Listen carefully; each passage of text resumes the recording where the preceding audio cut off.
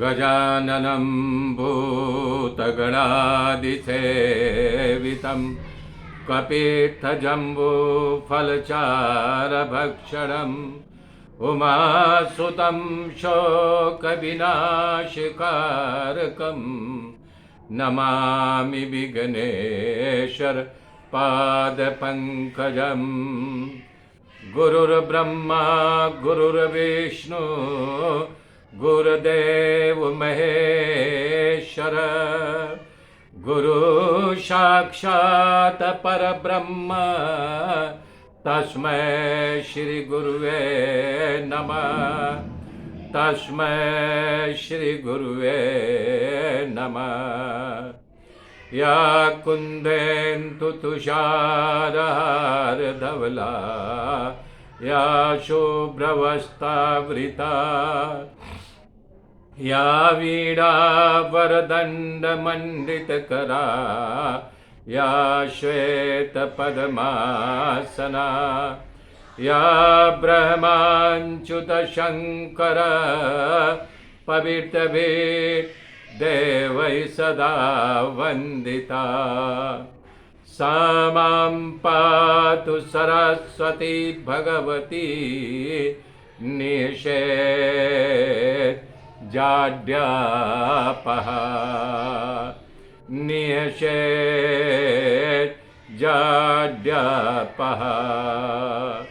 हरि हरि ओम। श्रीमन्नारायण नारायण हरि हरि ओम। हे श्रीमन्नारायण नारायण हरि हरि ओम। श्रीमन्नारायण श्रीमन्नारायण नारायण हरि हरि ओम। श्रीमन्नारायण नारायण हरि हरि ओम। श्रीमन्नारायण श्रीमन्नारायण नारायण हरि हरि ओम।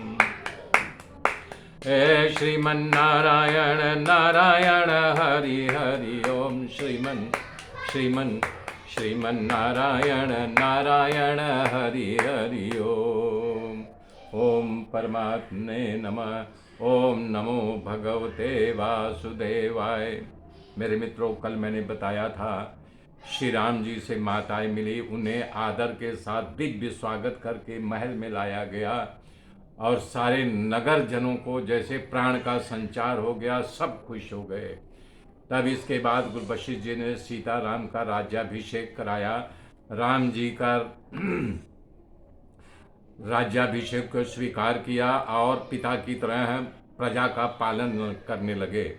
बता रहे हैं उस समय भगवान जब राजा हुए तब वन, नदी, पर्वत, पृथ्वी, दीपों, समुद्र सब प्रजा के लिए कामधेनु के समान बन गए।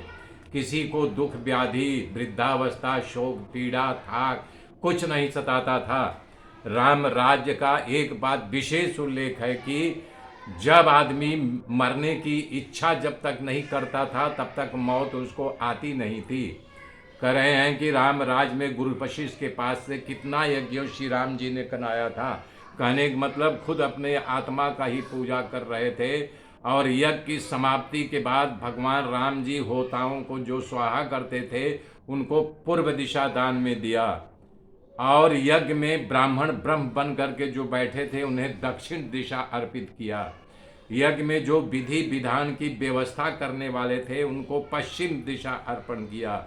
साम वेद के काम करने वाले को उत्तर दिशा दिया और जो आचार्य बने थे, जो बीच में जितनी जमीन बची थी वो आचार्य बन करके बैठे थे उनको दे दिया ब्राह्मणों को। भगवान राम और सीता केवल अपना आभूषण और अंग पर जो वस्त्र था वही, बाकी सब जो है ब्राह्मणों को दान दे दिया। कहने का मतलब है राम जी नगर में लोगों की स्थिति का एक दिन चर्चा देखने के लिए निकले। घूमते घूमते एक घर के पास जा कर के खड़े हो गए। उस घर में कलह हो रहा था, झगड़ा हो रहा था। राम जी वहाँ खड़े हो कर के सुन रहे थे। वो आदमी अपने पत्नी को बोल रहा था कि तुम उल्टा हो, क्या तुम मुझे श्री राम समझा है कि उनकी पत्नी है जो रावण अपने यहाँ रख लिया था उसको घर में न रख करके राज सिंहासन पर बैठा लिया। मैं वो राम नहीं हूँ, निकल जा, मैं तुझे घर में नहीं रखूँगा।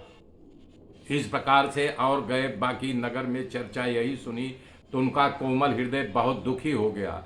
वो आए और सीता जी को इसी बात को लेकर के घर से निकाल दिया राजमहल से, और वाल्मीकि के आश्रम में लक्ष्मण के द्वारा भिजवा दिया। वाल्मीकि के आश्रम में सीता से 2 पुत्र पैदा हुए जिनका नाम लव कुश रखा गया, और लव कुश का जात संस्कार वाल्मीकि ऋषि ने कराया। इधर उर्मिला के द्वारा लक्ष्मण जी उर्मिला के द्वारा अंगद और चित्रकेतु नाम के 2 पुत्र हुए। भरत जी के यहाँ मांडवी के द्वारा तक्ष और पुष्कल नाम के 2 पुत्र हुए। शत्रुघ्न को सुतकीर्ति के द्वारा सुबाहु और सुतकेत नामक 2 पुत्र हुए। यानी सभी भाइयों को 2-2 पुत्र उत्पन्न हुए। भरत जी राक्षसी स्वभाव के करोड़ों गंधर्वों को मार करके उनकी सारी जो दौलत था, धन था, उनको ला करके भगवान श्री राम के चरणों में अर्पित कर दिया। शत्रुघ्न महाराज बधवन में मधु नामक राक्षस को मारा। उसके पुत्र लवणासुर को भी मार करके मधुवन का नाम मथुरा नगरी बसा दिया। इधर भगवती सीता अपने दोनों पुत्रों को सारे नगर वालों के सामने वशिष्ठ जी के साथ में ले करके अयोध्या में आकर के पूरी राम की गाथा सुनाते हैं, और माता धरती से विलाप करके कहती है कि हे माँ, यदि मैं वचन कर्म से सत्य हूँ तो आज धरती फट जाए, मैं धरती में समा जाऊँ। माता धरती प्रकट होती हैं और दिव्य रथ निकलता है। माता भगवती इस पर बैठती हैं, धरती में विलीन हो जाती हैं। रामचंद्र जी विलाप करने लगते हैं। भगवान के पुत्र कुश के नाम के पर अतिथि के यहाँ निषदि, और निषदि के यहाँ नाम का पुत्र हुआ। यहाँ पुंडरी के यहाँ क्षेम धनवा के यहाँ देवानिक, इसके यहाँ अनी के यहाँ परियात के यहाँ बाल, उसके यहाँ स्थल के यहाँ ब्रजनाभ के यहाँ खगन के यहाँ विदिति के यहाँ हिडनाभ, और उसके यहाँ पुण्य नामक पुत्र हुआ। पुण्य के यहाँ ध्रुव संधि, उसके यहाँ सुदर्शन के यहाँ अग्निवर्ण, और वहाँ के शीघ्र के यहाँ मरु नाम का पुत्र हुआ।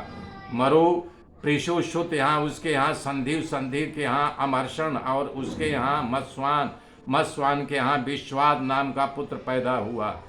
विश्वाद के बाद प्रसेनजीत, उसके यहाँ तक्षक नाम का पुत्र हुआ। फिर इनके यहाँ बृहद्रव नामक राजा हुआ। सुखदेव जी कह रहे हैं कि परीक्षित, इस बृहद्रव के तुम्हारे पिता अभिमन्यु ने उसे युद्ध में मारा था। हे राजन, ये सब इक्ष्वाक वंश के नरपतियों के जो मुख्य हुए थे उनकी बात मैंने तुमको बताया। अब आगे कौन होने वाले हैं ये भी तुमको बता दे रहा हूँ। बता रहे हैं बृहद्बल को बृहद्दर नाम का पुत्र होगा, उसके यहाँ अरुक्रिय होगा, उसके यहाँ वत्सवृद्ध होगा, फिर उसके यहाँ प्रतिकोम होगा, उसके यहाँ अनु नामक पुत्र होगा, और सुप्रतीक होगा, उसके यहाँ मरुदेव के यहाँ सुनक्षत, और इसके यहाँ पुष्कर के यहाँ अंतरिक्ष, और फिर इसके बाद बता रहे हैं सुमित्र के यहाँ इनका वश कलयुग के प्रभाव से लोप हो जाएगा। कलयुग में इन राजाओं का कोई नहीं जान पाएगा कि राम के वंशज के लोग कहाँ हैं। सुखदेव जी कह रहे हैं कि हे राजन, इक्ष्वाक पुत्र निमि राजा यज्ञ करने का निर्णय लिया। तब अपने गुरु वशिष्ठ को बुलाया, बोले कि हमको यज्ञ करना है। तो गुरु वशिष्ठ ने कहा कि इंद्र भगवान का हमको निमंत्रण आया है, मैं उनका यज्ञ करके आऊँगा, तब तुम्हारा यज्ञ करूँगा। और वो इंद्र का यज्ञ करने चले गए। तब निमि को ऐसा लगा कि ये देह जो है क्षणभंगुर है, वशिष्ठ जी गुरुदेव कब आएंगे, अभी हमारे शरीर कुछ हो जाए तो हमारा कार्य रह जाएगा, इसलिए दूसरे ब्राह्मणों को बुला करके यज्ञ का कार्य प्रारंभ कर दिया। तभी वहाँ पर वशिष्ठ जी आ जाते, उन्होंने देखा कि हमारे बिना यज्ञ कर रहा है, तो उनको बहुत गुस्सा आ गया। तो वशिष्ठ जी गुस्सा में आकर के निमि राजा को श्राप दे दिया, हे राजन, तुम खुद को बड़ा पंडित समझने लगे हो, हाँ? अरे इसलिए मैं तुम्हें श्राप दे रहा हूँ, तुम्हारा शरीर गिर जाए। तब निमि राजा भी वशिष्ठ जी को श्राप दिया कि आप मर्यादा का उल्लंघन करके गलत श्राप मुझे दे रहे हो, हाँ?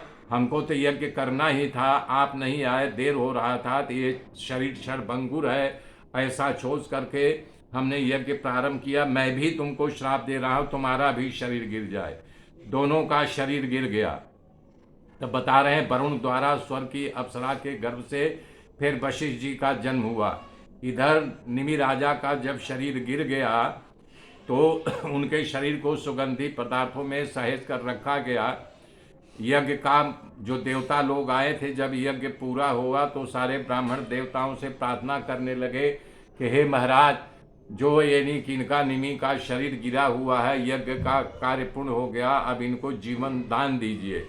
तब देवता खुश हो गए थे यज्ञ से, उन्होंने निमि राजा को प्राण फूंक दिया, निमि राजा का जीवन आ गया। परंतु निमि राजा बोले अब मुझे शरीर नहीं चाहिए, ये शरीर ही बिखबाद करता है, शरीर में रहने के बाद नाना प्रकार की कामनाएं उठती है, इसलिए मैं बिना शरीर का रहूँगा।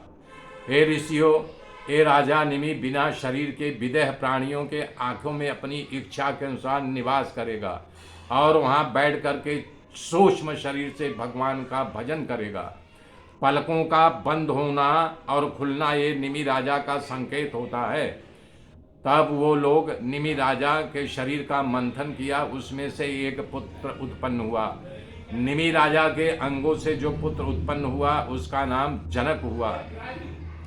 विदेह भी मतलब बिना शरीर का उत्पन्न हुआ, इसे विदेह भी कहलाएगा। ये मंथन के द्वारा उत्पन्न हुआ, इसलिए इसका नाम मिथिलेश भी होगा। ये राजा खूब प्रतापी, इसे एक नगर बसाया जिसका नाम मिथिला नगरी कहलाई। जनक भी उन्हीं का नाम था, क्योंकि जनकपुरी कहलाया वो नगर।